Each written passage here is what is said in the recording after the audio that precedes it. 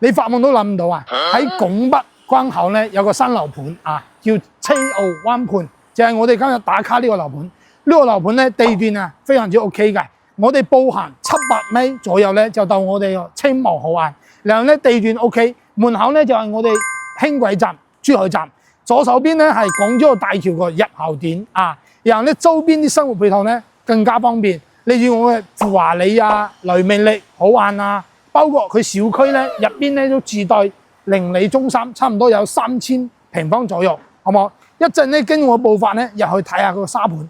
依家咧我哋咧到沙盤呢個位置啦，過嚟睇下。總共咧就分2棟開發，然後咧有2個單元，總共咧有4個單元啊，全部咧都係2梯8戶嘅。呢度咧係小區個入戶口啊，但係咧小區咧有啲缺點就係唔夠大，好冇？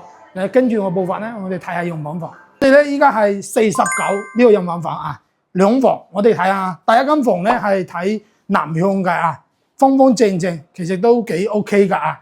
呢個咧係一個餐廳位嚟，坐3個人都冇問題。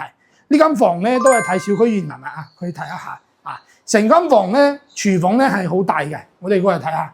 一個幼稚園嘅大廚房，用嘅咧係方太嗰啲三件套啊，可以睇下。然後咧，我哋入門咧左手邊咧就係我哋嘅廁所啊、洗手盆啊，包括我哋馬桶啊呢啲都有嘅，好冇？洋房咧總共有4個，冇辦法一一咧同你講。如果有興趣咧 call 我。